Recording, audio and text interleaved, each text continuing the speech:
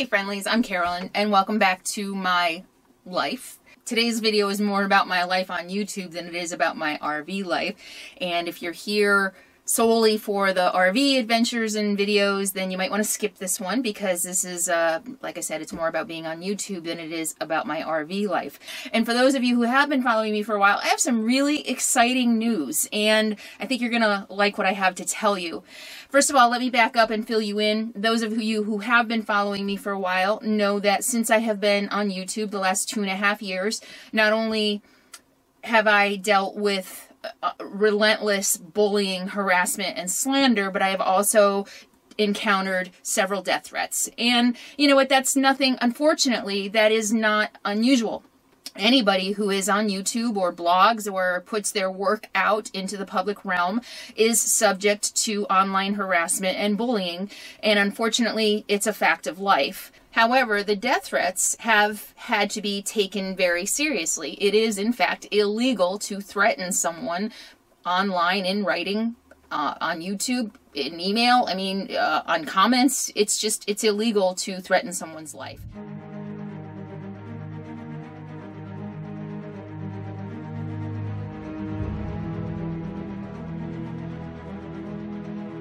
When it first happened, my first year out, when I received my first death threat, I was like, oh, you know, I tend to kind of downplay things and minimize things. And it really took a lot for me to report that first one. I'm like, who do I report it to? What do I do? They're not going to take me seriously. What do they care? They've got bigger fish to fry. And it really took me a lot to report that first one. Just like when I was on the highway of tears and that strange man encountered me, it took me a lot to finally report that. And so, you know, reporting things, well, you know, I think we all kind of fall into that gray area of words and threats and what do we do? And so I want to share this today because, well, there's a few reasons I want to share it today. So many of you know I've received several death threats. The two most recent death threats that I received, one was in August and one was in December, and they were particularly graphic and detailed, and, you know, not like the normal, oh, I'm going to kill you, you ugly C word. You know, it was how they were going to do it, when they were going to do it, where they were going to do it. I mean, there was a lot of detail in these death threats. And so for these two, and maybe also because I've, unfortunately, the reality of my life these days is I've gotten better at reporting them. And I don't think about it so much anymore. It's just kind of like, well, this is just what I need to do. This is part of my process. This is part of my reality of being on YouTube. Death threats, unfortunately, are a part of my reality of being on YouTube, along with rape threats and just the other slander and lies and stories and the backstabbing and all the other things that go with it. And it's just part of the process of learning how to be in the public eye. The good news is I reported them both. I reported the one in August. I was actually still in Alaska. And then the one in December I reported. And to my complete and utter surprise, I got a call from the FBI in December. And I started working with an agent from the FBI. I just couldn't believe how cool he was. Really nice guy. You know, just sounded, you know, he asked me questions. He listened to me. He kept in touch with me over the last couple months. He sent me emails and say, what do you know about this? What do you know about that? Do you have any connections to this? Do you have any connections to that? Asking me for all the evidence that I might have, asking me to name people, who do you think it might be? And so really just put up with me, you know, kind of sending him stuff on a regular basis because I get crap on a regular basis. And so I'd be like, oh, maybe it's this person. Oh, maybe it's this person. And he listened. And every time I sent him something, he didn't say, oh, you're bothering me. Oh, stop it. He listened to me. I'm just so impressed right now with the FBI, I've got to say. And so through the last couple of months and working together, him really staying in touch with me every step of the way and saying, this is where we're at, this is what's going on, this is what the next step is, and, you know, really doing a good job of setting my expectations. Actually, he set my expectations so well that when the call that I got a couple days ago that I'm going to tell you about in a minute happened, I was completely shocked and surprised. In addition to the FBI agent I was working with one-on-one, I also got a victims liaison, a victims counselor. So they sent me an email. My contact at the victims unit sent me an email saying, you have been identified as the victim of a crime. We want to let you know that there are resources available to you. Counseling and classes and literature and a person. I actually had a person and I called her because I'm like, what is this? And she's like, yeah, I'm here for you if you need anything. You've been identified as the victim of a crime and we want to support you. So I can't say enough about our FBI. Pretty amazing.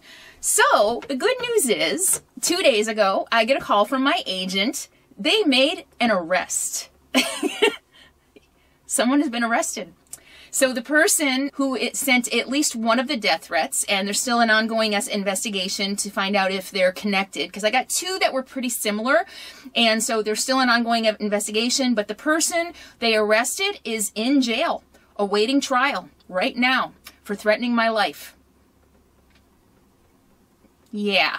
So when the FBI agent called me and he told me, he said, you know, this is good news. And he was really careful, really good. He said, you know, well, it's not good news. He said, I'm sorry you have to deal with this. And unfortunately, being in the public eye and being a public figure now, unfortunately, this is your reality. And he said, I'm just happy that we were able to have a positive outcome, have a conclusion to this, and that we were actually able to make an arrest. And he said, that doesn't always happen. And I just, my first thought was, thank you for validating me. Thank you for the validation, for listening to me. And he said, of course, that's my job. And I said, yeah, but little old me. And he's like, yeah, this was a serious death threat. And he said, this one was serious enough, you know, that things did actually moved a little bit quicker, because that was one of the expectations that he set, that it could take a very, very long time. But because of the nature of the threats, he said it moved faster. They took it very seriously. What I understand, that this person could very well have had every intention of carrying this death threat out. And as I said, it was really validating to have the FBI working for me and working with me. Our FBI, whose salary, and he kept reminding me, you pay me, this is what you pay me for. I love this guy. He was just so awesome. Which is what a great experience working with the FBI. And it was so validating. And I know I keep throwing that word around, and give me a minute. So part of the reason it was so validating is because I have seen hundreds of comments from people who are calling me a liar. They didn't believe that I was receiving death threats. They don't believe anything I say. They believe that I just create drama just for the sake of creating drama in order to get clicks. And that's not true. Everything that I have talked about, that I have encountered on the road and that I have experienced as a YouTube creator is 100% true. And I don't need to make stuff up to get clicks, because this is just the reality of my life on the road and the reality of my life on YouTube. And I just want to say, it is not just me. Every single person who dares to create and put themselves out in the world, whether it's a blog or whether it's their art or whether it's their writing, that's what a blog is, or whether it's their photography or their music, or in our case, videos, anyone who has the courage to put themselves out there in the public eye gets trolled relentlessly. And the comments that I hear consistently is, if you can't handle it, you shouldn't be on YouTube. You need to grow thicker skin. Stop whining. Stop being a drama queen. Get over it. Get off YouTube. If you can't handle it, get off YouTube. And I don't think that's the answer. I don't think blaming the victim, which is what it is the answer. Blaming the victim seems to be the go-to gut reaction for everything, I think, that in our society when the victim speaks up, right? And a victim speaks up and they're like, well, if you can't handle it, get out. You know, if it's too much for you, get out. And I would like to say that instead of blaming the victim, why don't we hold the people who are causing this accountable for their actions? Slander, lies, falsehoods, fake stories, death threats. Is this really who we want to be? And I want to give a shout out to Tim Painter. One of my moderators sent me a link the other day. He did a video. For some reason, my death threat video, well, I think pretty much since I did it in December, it gets views pretty consistently, but it almost seems to be on an uptick lately, which is weird. Tim's video might even have come out the day I got the call from the FBI, or maybe before. And I want to thank him. Tim is I think he's a full-time RVer, and he did a video about my death threat.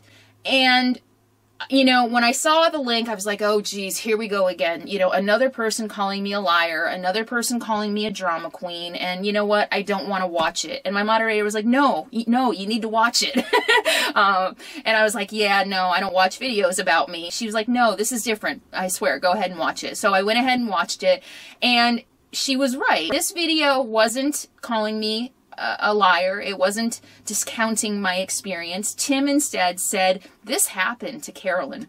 And Tim, I think I've met you at the RTR, and maybe that's the difference. You've met me face to face, and so you really know what I'm about and who I am. Tim said, you know what, I do believe her.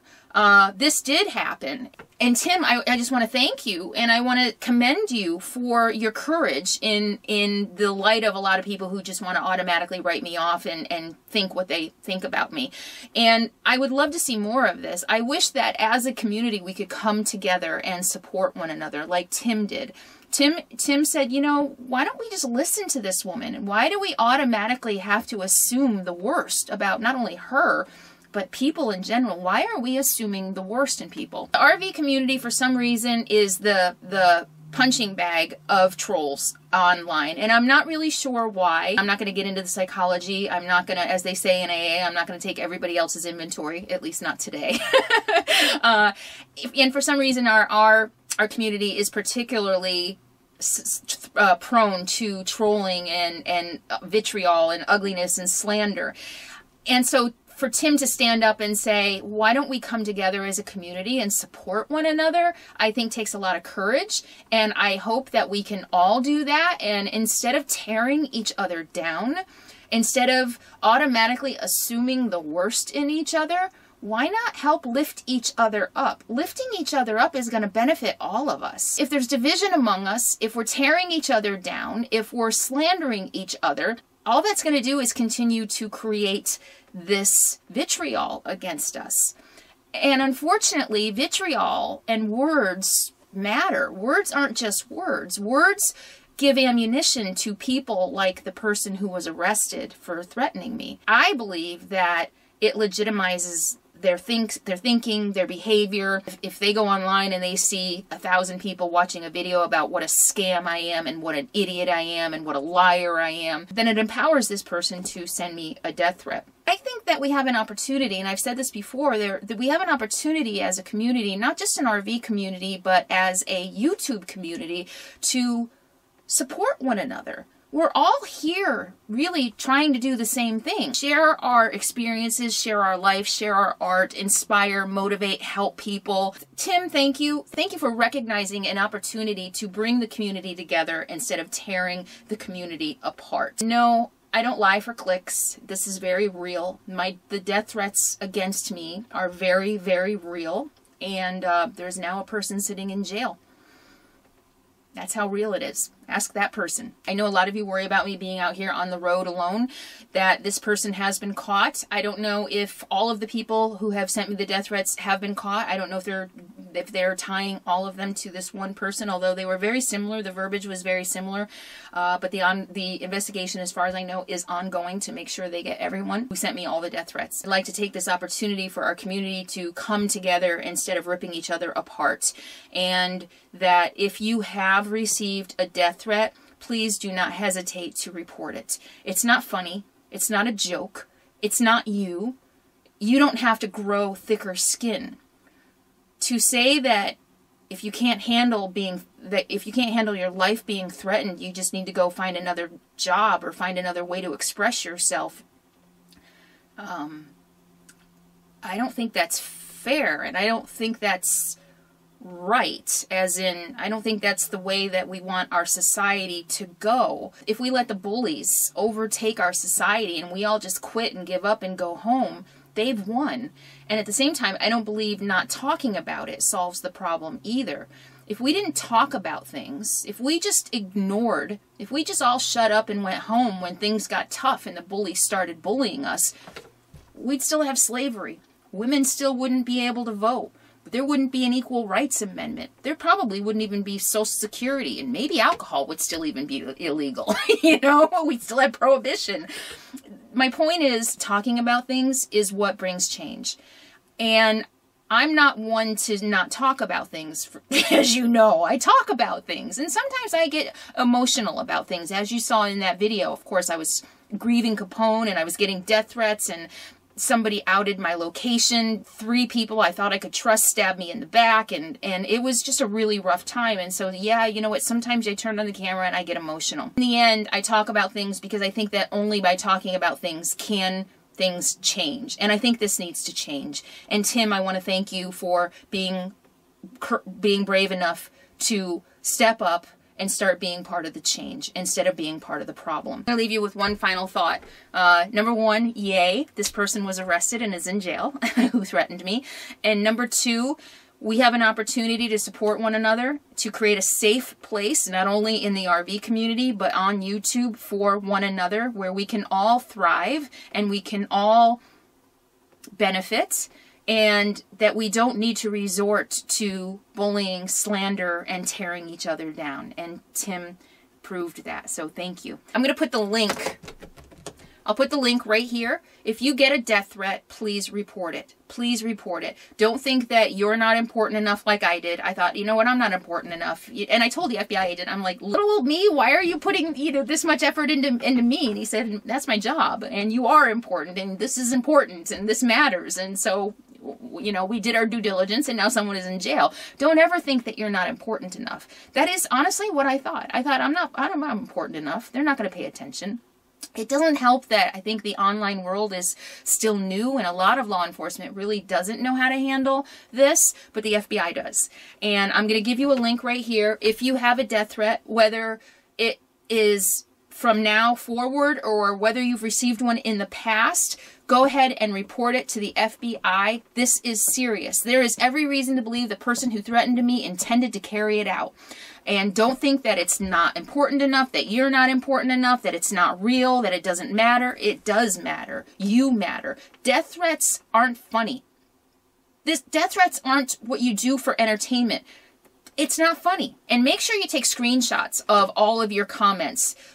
Save your emails if it's coming by email. And if it's a comment on YouTube, don't just copy and paste it. Make sure you get a screenshot. And if you don't know how to do that, you can Google how to take a screenshot on your phone or on your laptop and save the screenshots so that you actually have a picture of the threat. Okay? You really want to make sure you have as much evidence as possible for when investigation does start and maybe when it goes to court.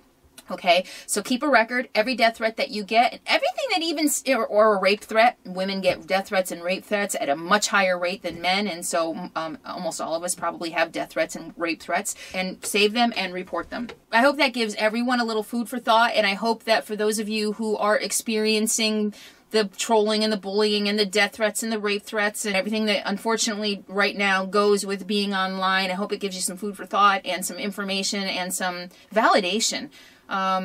Again, with the validation, this isn't normal. And every study that has been done validates that it happens to women at a much exponentially higher rate than it does to men. The death threats and the trolling against women is more brutal, it's more personal, it's more aggressive, it's more violent. So this is unfortunately what my life is like as a YouTube creator. And I'm going to leave you with one more thought. If your wife, daughter, mother were going to work every day, and a coworker was coming in their office every day screaming, "You're an ugly, stupid C-word. You're a liar. You're a whiner. You're a drama queen. You're a libtard snowflake freak, and I'm going to kill you." Or even if they were sending this, if a coworker were sending this in an email to her every day, what would you do? What would you tell her to do? Ugh. Grow thicker skin. Oh my God. You know what? If you can't handle that, you shouldn't be going to work. Oh my gosh. Really? You're such a whiner and such a drama queen. Really? This is just part of going to work every day. What's your problem? Is that what you would say? No. So why would you say that to a YouTube creator who goes to work every day, and this is exactly what we experience every day? And if the harassment and bullying did keep going on at work, what, you know, you probably wouldn't say you need to get over it. You just need to deal with it. This is part of going to work every day. And I also just want to say, for many women, that was in the 70s, 60s, 50s, 60s, 70s. That's very much what it was like to go to work every day. Getting sexual, you know, sexual advances grabbed, groped. And it wasn't until the Civil Rights Amendment that that stopped and became illegal. So again, by not talking about these things, nothing changes. It wasn't until women started standing up and saying, you know what, no, my boss can't grope me. No, that things changed. And back to your wife or mother or daughter at work, you wouldn't say just get thicker skin. And what you would say first is you need to report that. You need to report it to your boss. You need to go to Human Resources. You need to report that. Well, we do report it. And then they report it. Well, I've reported it too. I've reported it to YouTube. I've reported it to, you know, all the channels of who I work for that I can, and nothing's done. Nothing is done. I'm still bullied, harassed, trolled, slandered on a daily basis, relentlessly, every single day. So if your wife or your daughter went to HR and they did nothing, and this coworker was still slandering, bullying, and harassing them every day, then what would you do? You'd probably go to the police, right? But would your first instinct to be just quit your job? No, you'd probably exhaust every other option first. So I'm not going to just pack up my bags and go. I'm not a quitter. And while I don't like being bullied and harassed, I don't think walking away is doing anyone a favor. It's not doing me a favor, and it's certainly not doing society a favor, because I do think that this needs to change, because I do believe that society needs to change. I think that we're in the wild, wild west here. I'm going to keep talking about it because it's important. People shouldn't treat people this way. And just because you're online doesn't make you fair game to be a victim of this. And there is someone sitting in jail right now to prove how real this is and how illegal much of it is. Let's come together. Let's support one another. Let's raise each other up instead of tearing each other down. And I want to say thank you again, Tim. And thank you, the FBI. Thank you, FBI. I don't know. I feel like I have a lot more to say, and but you're probably sick of this video. It's probably already too long. So if I think of anything else important, I'll shoot another video. But rest assured that at least one of them has been caught. And it's good news. And thank you, law enforcement, and thank you, FBI, for doing an amazing job. I'm really relieved and really feeling very validated. All right, I'll see you all next time. And in the meantime, please treat each other well, be happy, be free, and be kind. Mwah.